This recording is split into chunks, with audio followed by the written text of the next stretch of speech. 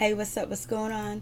It's your girl, Mary Jane. Please like, subscribe, and share the video. It'll be greatly appreciated, for real, for real. Thank you so much. So let's talk. Let's talk about growing up hip-hop LA. We start off with Romeo, Boogie, and some other guy. They're in the gym and they working out, whatever. And, Boogie's talking about his weed business, but he's not really that excited about the weed business because he owes this lawyer $5,000. So he can't really focus on, business because he got some other business that he needs to take care of. Hurry and the fast. And it seems like he's acting like he don't got the five grand. I know Boogie got $5,000. If he's going to go buy grills, he got $5,000. And so anyways, and Romeo is thinking about, little one and that situation that went down, how he's going to talk to little one about the situation. So basically that's it. Romeo brings up, Pep is having a party. She's having a housewarming party or whatever. So anyways, Pep house is nice. And so, we get to Pep. Pep is at her house. She's talking to her daughter. And then, she's talking to TT. I don't know what time of the day it is, but they got a glass of wine chilling. Ain't that the life? Chilling on their balcony or whatever time it is, drinking a glass of wine. But, Egypt, she's not drinking or whatever. So then, Pep tells her kid and TT that she has a medium coming over and she wants to get the ghost out the house before a housewarming party.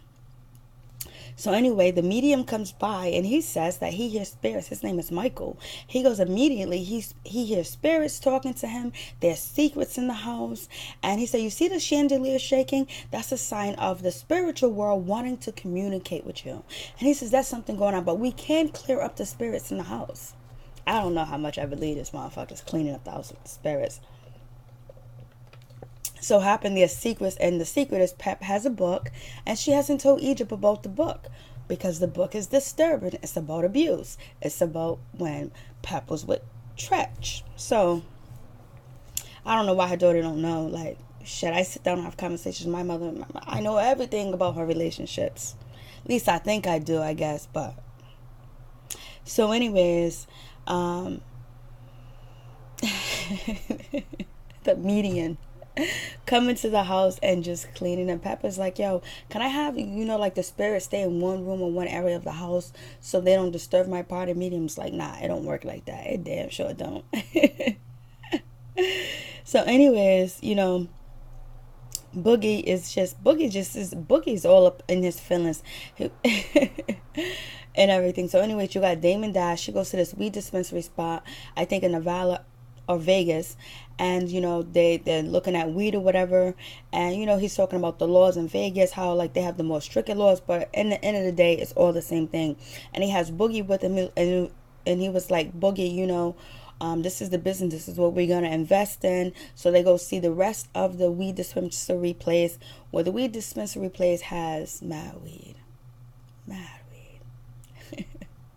and it also has just mad weed.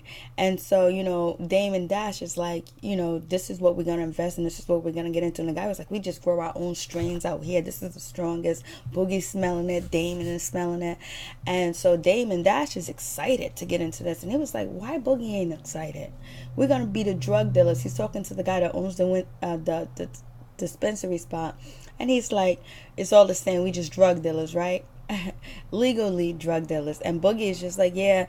And Damon Dash was like, this is gonna be yours, this is gonna be a business for you to grow in. And Damon Dash was like, my son ain't excited like a normal person. I would be jumping up if it was me, up and down, but he's used to money, he's used to nice things. And plus he got a DUI and he got to tell your ass, Damon. And Damon, you're gonna yell, you're gonna cuss him out, you're gonna embarrass him. You're going to teach him all types of lessons once you find out he got this DUI. So he knows that's coming. He knows his pop is going to flip the fuck out. Because you will. Even though you may know Chatty Patty, Damon. So anyways, Boogie was like, I can't really get excited about, this drug deal, and I gotta worry about this DUI and take care of this, and I gotta pay this lawyer $5,000. I know Boogie got $5,000 in the bank. You can't tell me otherwise. He got more than $5,000 in the bank. I don't even know why they're stressing the situation, acting like this man don't have $5,000 in the bank to pay this motherfucking lawyer. This lawyer should be doing it pro bono because he's getting advertisement on TV. Like, they said the lawyer's name, the law office, the paralegal's name, the secretary name. So Boogie should be getting a discount. At least he should only be paying the lawyer a G, because he's getting all this promotion that he's gonna get more clients. If Damon Dash and Boogie use this lawyer and it's on Growing Up Hip Hop LA, people going to flock to this lawyer, especially if he does a good job and he got Boogie off before. So Boogie, you should listen to your father and do business where it's like, you're getting promotion, motherfucker. So anyways, it's not, I'm just going into stuff because it's kind of dry. So anyways, it is what it is with that situation. And then, Master P, he gets a phone call for the restaurant because Romeo and Kendrick and Little One was in the restaurant, and New Orleans, they tore that shit up. I told you in the other video that they tore that motherfucking restaurant up. You see them tables, the glasses flip and flop. I haven't seen a fight like that since the first episode of Mob Wife. That shit they tore that restaurant up. So anyways, and the guy that calls Romeo was like, that calls Master P was like, we want to handle this business with Romeo damaging the restaurant. And Master P was like, why are you gonna say we can handle this, but why are you gonna say it was Romeo's fault? Romeo has something to do with it, because Romeo's the one with the money. Of course people gonna sue the one that has money. They ain't gonna sue Little One. They know he ain't got shit. They already looked him up. They looked up Kendrick. They looked up everybody. Oops, they're filming this show because of Romeo, so we're gonna call and get our money. We tend to get our money one way or another. So Master P was like, we'll handle that. It ain't nothing. Master P, you got millions. It ain't nothing. You see that house you living in? I know you probably own the house, but even if you rent in that house, that shit is expensive. So anyways, Master P's pissed. He's like, this is what I'm talking about. This bullshit happens. We got to protect the brand. We got to protect what's going on in this. And, you can just stop. We're trying to do a comeback. We got this bullshit going on. Master P is doing other straight acting. He is straight acting, but he's acting and trying to teach whoever's watching the show a lesson about things, how things can happen, how things can go down. Master P is just perfecting his acting skills. I think he's so cute, though. So anyways, Master P is pissed off about, the damages. And so then, now it's, Pep, we go back to Pep house. Pep was like, I got 8 balconies, 8 motherfucking balconies. You know how that is. 8 balconies. She can see all of LA. Yo, that's what I'm talking about. That's living, son.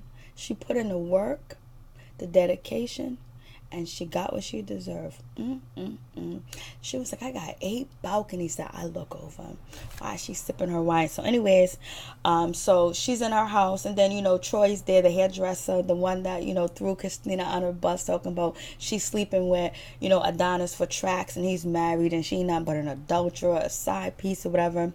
So it's Pat, Troy, and then TT walks in, and then they're talking about Kristinia because they're talking about Kristinia because TT asks who's coming to the housewarming. So Pepper's like, Romeo's coming, Kristina's coming, Boogie's coming, and when they said Kristinia, Kristinia I was talking to you about, and then TT's like, I'm gonna make my own opinion, even though Troy, you said that she would be sleeping with dudes for tracks and shit like that, and you blew up her spot or whatever.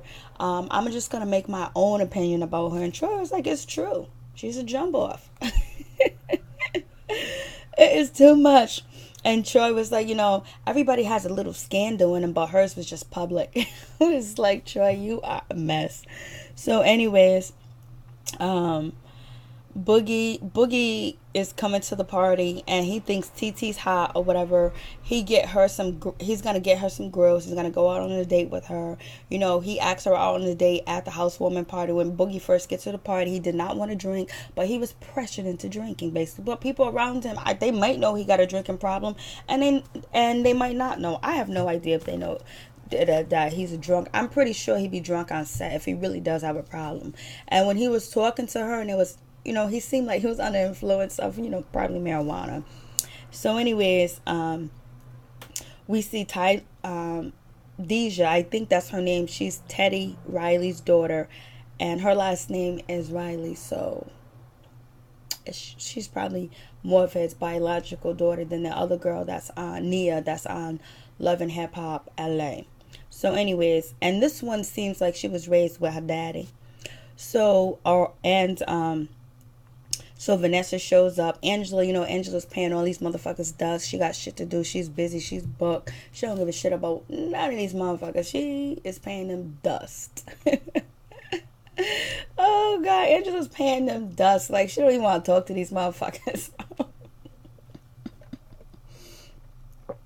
So, Vanessa, Vanessa trying to talk to Angela and trying to meet up with Angela to tell her about her fashion show, whatever. And it ain't going down because Angela's booked. She's boogity booked. and Vanessa's like, I can't even talk to my sister to tell her what's going on with the fashion show. Just text her, put it on social media, put it on Instagram, put it on Twitter, put it on FaceTime, put it on something. She'll pick it up. She'll see it. But because she ain't picking up or answering your phone calls. So anyways, TT tells Troy and Pep before, because Pep hasn't made her grand entrance to her, housewarming party. She's late. And she was like, guess who's here? Kristina's here with Adonis. And they're like, ooh. And then, so, Troy's like, I thought that was old school, old thing. And that's what something TT said. I thought it was old. And it was like, maybe they're rekindling, or it ain't never end. And so, TT's like, well, we got adulteries in the house, and this house became the trap house. Oh, they so wrong. This is a trap house with 8 balconies. Just because this girl's here with Adonis. And, Adonis means like beauty, strength, and in my opinion, and just gorgeous. But this guy ain't Adonis. Well, I imagine Adonis to look like he don't. But maybe my imitation is flawed. So anyways, and they start laughing, and Pep comes out, and, Vanessa's like, I need to address Brianna because she called, my sister, out of her name or whatever. So when I see her, I want to talk to her because I feel like I have to address the situation because it is my little sister. Even though I haven't talked to my little sister and I haven't seen her, I feel like I should address the situation because I got to be the bigger person. So anyways, Bree comes in, and Bree's already been drinking because she's talking about she drunk some gin. I wonder if Bree drinks gin and juice, and I wonder if Bree be getting drunk with Mary J, or did they used to get drunk together? I could see Bree and Mary J like killing like a gallon of liquor together. So anyways, so Bree was like, Vanessa, I missed you at Pep's concert. You wasn't there, or your sister. And it's like Bree got a bone to pick, but Bree tells us in so many different words that she's jealous, and she's feeling some type of way about these girls. These girls come from like a dynasty. And we all saw them grow up on TV. On MTV is that. So anyways, so she feels like she got to have this conversation with Bree and all this other stuff. And Bree was like, I missed you at Pep's concert. Vanessa was like, well, I think we should have a talk because, you called my sister out of her name. So I think we should talk about that. And so Bree goes, oh, I think we should have a conversation about that in case you feel some type of way, baby. Because I've been drinking gin all night and I'm drunk and I'm going down. So, so anyways, Bree was like, I saw your sister or whatever. And I was like, your sister acted like she didn't know me. I was like, yes, we did meet before. And so many, many moons ago. And then your sister replied, how old are you or whatever? And then she said, bitch, I don't know how old you are now. And so that's what Bree says to Vanessa. And Vanessa was like, oh my gosh. And so, Vanessa was like, you called? So Vanessa was like, okay. And so Bree says, so we should have a talk about it. And then Bree goes into a confessional and she says, bitch, don't fuck with me. I've been drinking gin all night. And so, Bree was like, well, I guess the conversation's over. And so, Vanessa was like, well, I think we should talk. And so what is there to talk about? I called your sister a bitch. but I called her a bitch, like, not in a way that, oh, you're a effing bitch, but like, bitch, please. That's the type of way that Bree said. So basically, there's really nothing to talk about.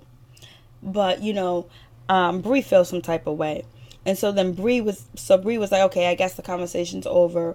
Vanessa goes her way, Bree goes her way. And so, and then Vanessa turns over to Telly Riley's daughter, Adija, and was like, I don't know what happened. This was weird. This was just like some shit. Telly Riley's daughter was like, yeah, them people. Them people. And so, anyways, Bree's smiling. She's happy. She was like, I gotta go get a drink, because Bree know that she did that. And then and so then Bree goes to talk to Troy, and tells Troy and TT that I just had a conversation with Vanessa. I told her that I called her sister a bitch, and all this other stuff in the conversation. Troy was like, you told her you said that that she was a bitch in front of it? Oh, yes, I did. And they laugh and go get shots. They are too much. Like, they are way too much. Bree is too much. But Bree is being petty. But, like, it's petty fun. Because, they're paying her dust, and she's thinking that she's paying them dust at the same time. But it's too much.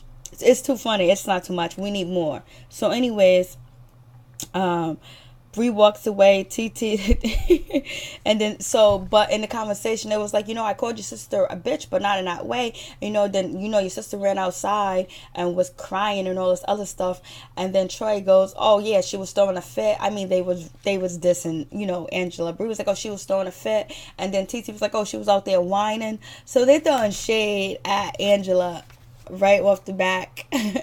And then Bree is like, yeah, she was out there crying and all that other stuff to producers or whoever was around.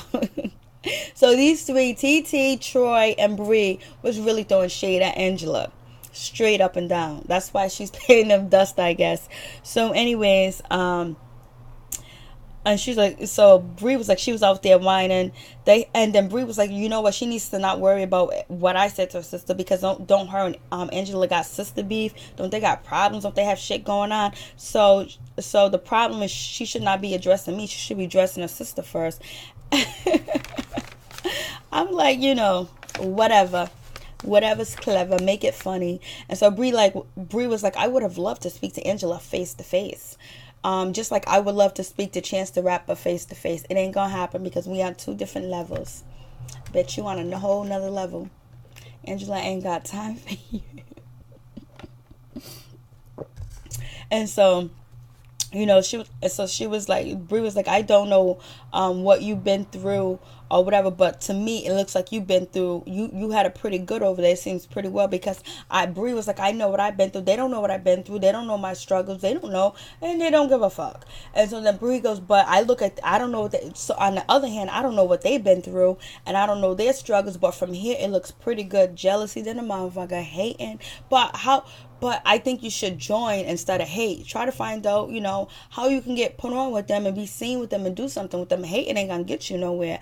You know what I mean? Because they did, but their father has built a dynasty for his children to be successful in all different types of ways. So anyways, and they've always been on TV and reality TV since they're growing up. So anyways, I know I think Bree has some issues with that, because she don't come from that. Because she said before Mary J, she was eating oodles and noodles and sipping out Kool-Aid, and then now she went to a good life for a while, and now Mary J is leaving, her father. So she has some self-esteem issues, and she comes from a lot of shit that we won't know unless you already told us. 'Cause this is my first season watching this, my first time watching, ATL.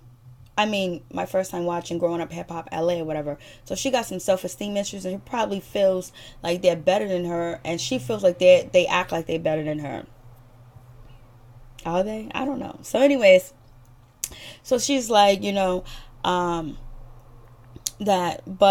so she said from here it looks like, they had a good or whatever, and so it is what it is. And so then Boogie you know, Pep brings some drinks, he takes shots, and then from there he was like, I gotta drink until I fall out, I gotta drink until I pass out. He was like, I'm the type of person that has to drink until I fall down stupid and drunk. He was like, then and Boogie was like, the chemicals in my body wants the alcohol, wants the liquor, and I feel it, and I just can't have one drink, I just keep earning for it. I just want to drink after drink. And he really does have a problem talking about alcohol like it's food or water, like it's necessary.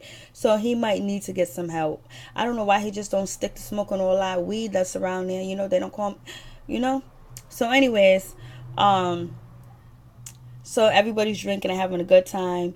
And then, you know, Angela's playing both for her sister does. We get to Vanessa. Vanessa talks to her younger sister, and they both complain that, you know, they don't have, Vanessa don't have time for them. They text her, they call her, they try to reach out to her and see her or whatever, but Vanessa's playing them dust. She don't got time or whatever. And, you know, I mean, not Vanessa, but Angela doesn't have time. She's paying her sister dust, both for her sisters. They call her, they reach out to her, she does not reply.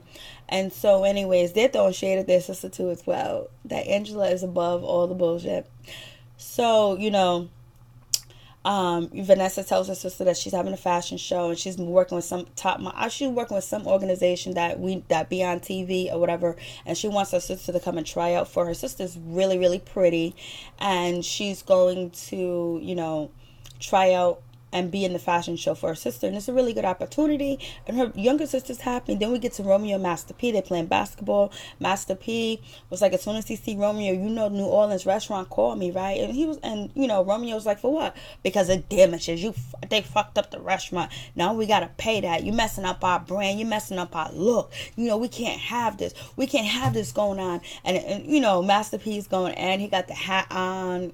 He's just going, and Romeo's like, I gotta deal with this shit. I gotta deal with my pops acting, my pops. But you know, Romeo agrees with his father. He doesn't disagree, but he in the manner that his father is telling him this information, Romeo know his father's putting on a fucking show. And we know it too, but it's all right. It's Master P. He can put on a show. So anyway, Master P was like, you know, they want money for damages, but it's cool, we'll take care of that. But you know, you can't trust nobody out here.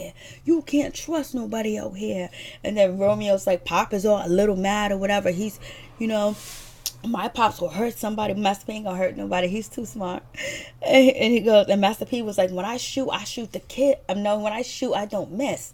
Master P was like, you know, watch me make this jump shot. Boom, he makes a jump shot. We know Master P was almost in the NBA, or was in the NBA for like a minute or whatever. So he was like, you know, people lose their lives over a situation like that. That situation in New Orleans could have went down, and somebody could have got killed. You know what I'm saying? This can't be happening. And Romeo's like, yes, I know, Dad. And then and you know, Master P's like, I feel like I got play. I feel like, you know, they playing a game. They can't play no game. We trying to get this business out here. We got these girls coming out. We revamping No Limit, and I ain't playing with him. Ain't nobody fucking up my shit. And he was like, that blood shit thicker than water. I don't want to hear that shit. That shit ain't true all the time. I was like, okay, Master P. Okay. And Master P just going in, and then I think about somebody do something, and I'm going to the penitentiary. Somebody do something to you, Romeo, I'm going to the penitentiary. Yo, that's all it's about. I'm like, so we get Boogie. Boogie goes out on a date with, you know, TT, and then in the midst of the date, the lawyer calls and was like, and she can hear the conversation because Boogie don't get up and move because Boogie's too drunk and too high to realize that she can hear this. And so the what do you call it? I was about to say the public defender. The paralegal is telling, you know, Boogie, we need that $5,000. So are we gonna have it by the end of the week? And he's like, yeah. Boogie was like, oh, I gotta get grills, I gotta pay the lawyer, but I'll pay the lawyer first or whatever. So Boogie said that he picked buying girls as a date because it's a 2-date part. So boom, we're done with that. And Master P was like, yo, Romeo, Master P, you know, little one has to go by the chain of command. He don't make a move unless you make a move. You know what I'm saying? Because you the boss. Like, and then Master P, it ain't about partying. It ain't about that stuff, because, you know, little want to go to the penitentiary. He could have went to the penitentiary, and somebody could have lost their life. It was like, oh my God, Master P. Master P is going in. I feel like I'm watching About It. So anyways, And Master P threw some motherfucking shade, dirty shade to me when Master P was like, little one don't care what's going on. We're coming back here to the hills, to Hollywood. He's going back to the hood. But take him the fuck out the hood, god damn it. Don't diss that man like that. That pissed me the fuck off, talking about, we have this, we have this, we have these houses. We're going back here. He's going back to the hood. That's like that bullshit. People are like, oh, I feel sorry for you, but boom. They're up in the mountains, but yet they act like they understand. But my Master P does understand, but the way he shaded his cousin was some bullshit. I didn't like that at all. So anyways, then that's when Master P said, he don't care, he's going back to the hood. We got a lot to lose. He ain't got nothing to lose or whatever. And Master P said, I don't miss when I shoot. I don't miss. Basically, he's referring to the basketball or whatever. We'll say that. So Master P is trying to throw some gems on Little Romeo. And Little Romeo is getting ready to go to, the audition or this movie set that, Master P has. And he wants to meet up with Little One first before his father gets to him and talk shit or whatever. And so Little Romeo was like, I know Little One has my back or whatever. But he has some flaws. Who doesn't have fucking flaws? He made a mistake. The damage just can't be more than, a couple of G's or whatever. That's pocket change to Master P and Little Romeo. So anyways, Little Romeo gets up. He meets up with Little One. They talk. Little One apologizes. He's like, yo, I messed up. I shouldn't have did that. And all this other stuff. And Little One is like, so Little One is apologizing and said, I messed up. That's not going to happen again. I just got upset, blah, blah, blah. And Romeo was like, okay, it's cool, but go out the back door. Don't let Pop see you or whatever, because, Master P wants to holler at him. So everybody's on, all the producers, the people that's doing the show is on stage. Master P's happy that, New Orleans came out to support him or whatever. And so Little One rolls into the auditorium while Master P's on the stage. And Little Romeo was like, damn, didn't I tell him to leave? Goddamn well Little One ain't gonna leave. This is camera time. He's trying to come up. Leave Little One alone. I like his little ass. And so anyways, Master P immediately leaves the motherfucking stage and goes to get Little One to talk to him. And then Romeo is running around because Romeo don't want his father to come at Little One the wrong way or whatever. But what's really going on is Master P is teaching Jules. He's giving lessons to people that's watching the show about how to handle your business, how to handle things, and how there should be a chain of command, and you protect your brand and you follow.